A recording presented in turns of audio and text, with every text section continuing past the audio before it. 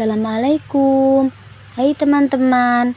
Di video kali ini saya akan menjelaskan materi tentang kompetensi inti dan indikator.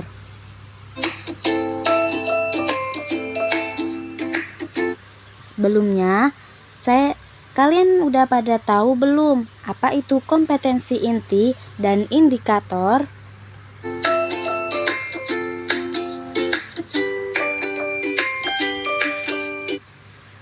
Baiklah, di sini saya akan menjelaskan terlebih dahulu tentang kompetensi inti. Jadi, kompetensi inti pada kurikulum 2013 merupakan kemampuan untuk mencapai standar kompetensi lulusan yang harus dimiliki peserta didik setiap tingkat kelas. Kompetensi ini tidak diajarkan langsung dalam pembelajaran, melainkan setiap mata pelajaran harus memiliki tujuan yang sama dengan rumusan kompetensinya.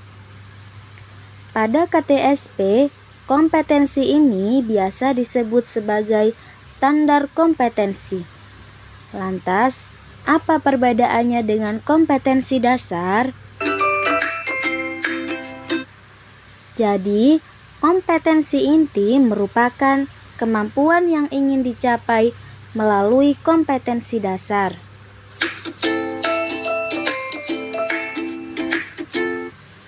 Sedangkan tujuan dan fungsi kompetensi inti.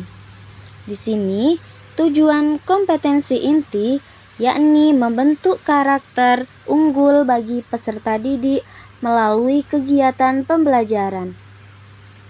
Hal ini sejalan dengan tujuan ingin dicapai melalui kurikulum 2013. Sedangkan fungsi kompetensi inti yakni sebagai acuan untuk mengorganisasi kompetensi dasar, yang artinya seluruh kegiatan pembelajaran yang dikembangkan melalui kompetensi dasar harus tunduk dan selaras dengan kompetensi inti.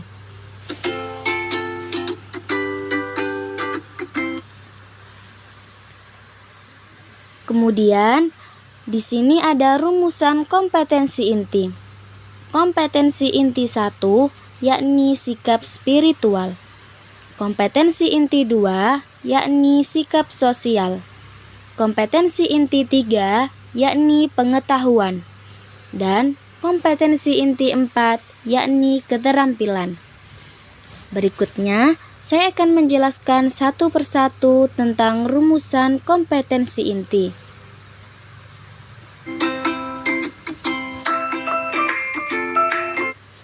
Yang pertama, kompetensi inti sikap spiritual. Sikap merupakan kecenderungan seseorang untuk berbuat sesuatu dalam bentuk tindakan. Sikap spiritual ini menjadi sikap utama yang harus dioptimalkan karena sikap ini bisa membentuk kekuatan karakter.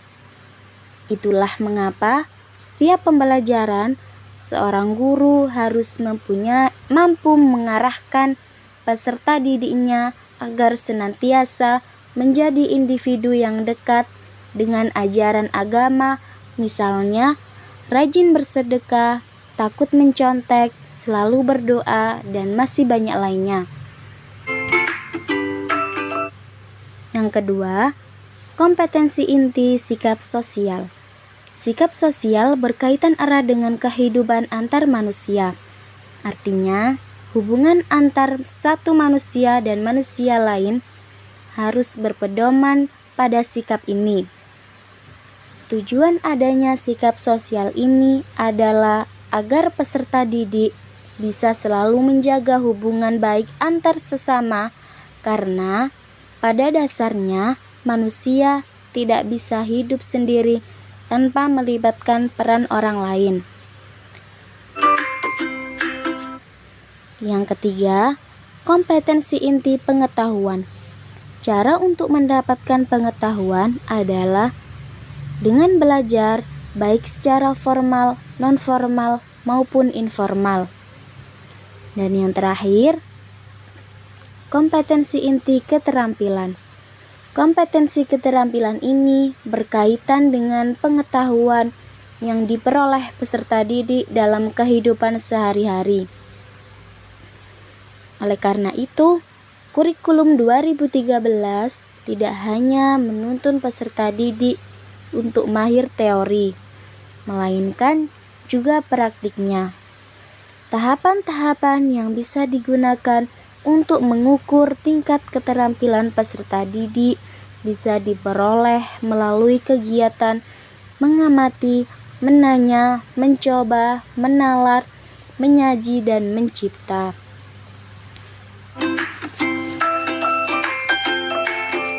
Selanjutnya akan menjelaskan tentang indikator dalam kurikulum 2013 yang akan dijelaskan oleh rekan saya.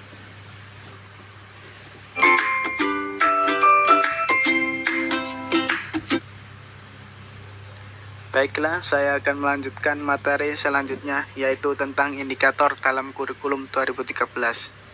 Indikator adalah perilaku yang dapat diukur atau dapat diobservasi untuk menunjukkan ketercapaian kompetensi dasar tertentu, yang menjadi acuan penilaian mata pelajaran. Indikator merupakan penanda pencapaian KD yang ditandai oleh perubahan perilaku yang dapat diukur, yang mencakup sikap, pengetahuan, dan keterampilan. Indikator dikembangkan sesuai dengan karakteristik peserta didik, mata pelajaran, satuan pendidikan, potensi daerah, dan dirumuskan dalam kata kerja operasional yang terukur dan dapat diobservasi.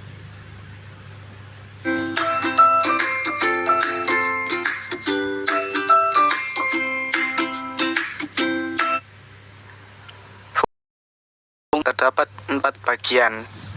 1. Yaitu pedoman dalam mengembangkan materi pembelajaran. 2. Pedoman dalam mendesain kegiatan pembelajaran. 3. Pedoman dalam mengembangkan bahan ajar. 4. Pedoman dalam merancang dan melaksanakan penilaian hasil belajar.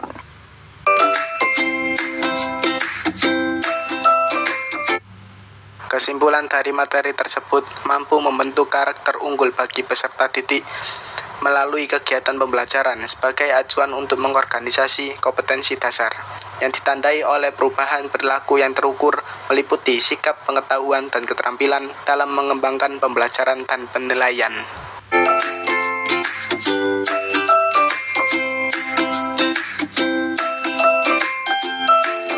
Sekian dari kami, apa yang kita sampaikan semoga bermanfaat. Wassalamualaikum warahmatullahi wabarakatuh.